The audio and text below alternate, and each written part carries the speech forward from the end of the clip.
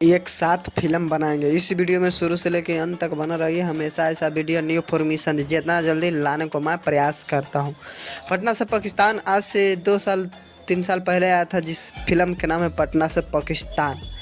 वो ये फिल्म तो पूरा धमाल और बवाल मचाया था भोजपुरी इंडस्ट्री में। बात करें पटना से पाकिस्तान, तो ये फिल्म धमाल और बवाल मचाया था।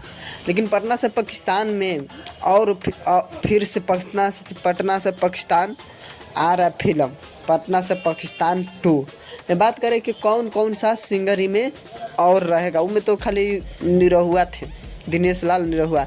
लेकिन पटना से पाकिस्तान जो 2 आएगा उसमें और फिल्म और हीरो रहेगा।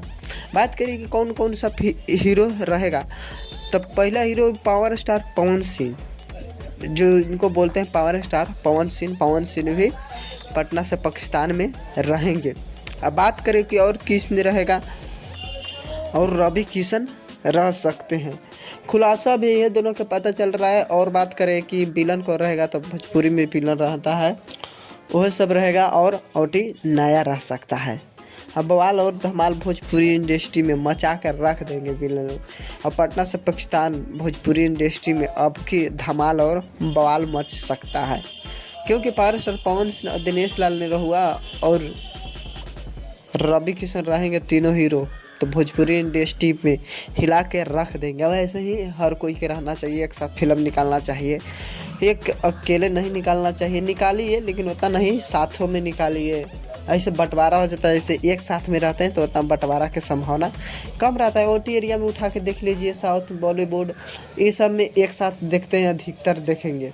लेकिन एक भोजपुरी ही अकेला दम करता है, अकेला नहीं करना चाहिए। यह में बंटवारा हो जाता है कि हमारा हीरो इतना फिल्म नहीं आला, हमारा सिंगर इतना नहीं आला। लेकिन साथ में रहना ज़रूरी है। और साथ में लग रहा है तो लगेगा कि हाँ अब बवाल और धमाल भोजपुरी इंडस्ट्री में मचाएगा। वैसा ऐसा वीडियो न्यू फॉर्मेशन जितना जल्दी लाने को मैं प्रयास करता हूँ आप लोगों तक।